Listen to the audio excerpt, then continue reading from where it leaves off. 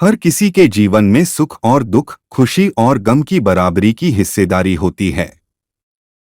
लेकिन ये जिंदगी को जीने का तरीका ही है जो कि किसी इंसान को हर स्थिति में खुश रहना सिखा देती है और किसी हमेशा दुखी रहना ही सिखा देती है। खुशी और गम का अनुभव हमारे मन में उठने वाले विचार ही है, जिसकी वजह से हम कभी बहुत खुशी हो उठते हैं तो कभी बहुत ज्यादा गम में आ जाते हैं।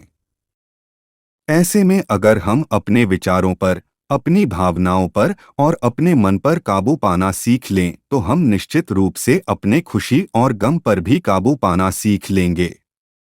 एक प्रत पर नियंत्रण करना सीख लेंगे कि हम किस स्थिति में कितनी देर तक दुखी, क्योंकि अगर हम जीवन में किसी एक दुख को लेकर हमेशा बैठे रह जाएंगे तो फिर हम शायद ही खुद को कभी खुश रख पाएंगे।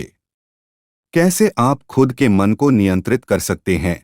कैसे अपने मन को शुद्ध रख सकते हैं? अपने मन को नियंत्रित और शुद्ध रखने का एक ही तरीका है और वो है जीवन के सत्य से खुद का मिलन करवाना। ये विश्वास दिलाना कि यहाँ पर जितनी भी चीजें हैं सब सिर्फ कुछ समय के लिए ही है। इसलिए किसी भी चीज के साथ मोह रखना व्यर्थ है। आप दूसरों के साथ भला कीजिए, किसी को कभी तकलीफ ना दीजिए।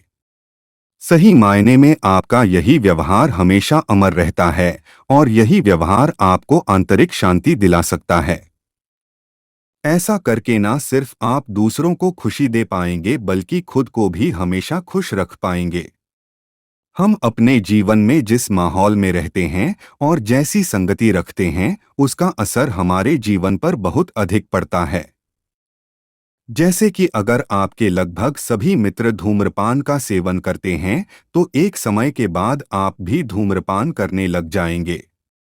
इसलिए कहा जाता है कि हमें खुद को अच्छा बनाने के लिए हमेशा अच्छे लोगों की संगति में रहना चाहिए, अच्छे विचारों की संगति रखनी चाहिए।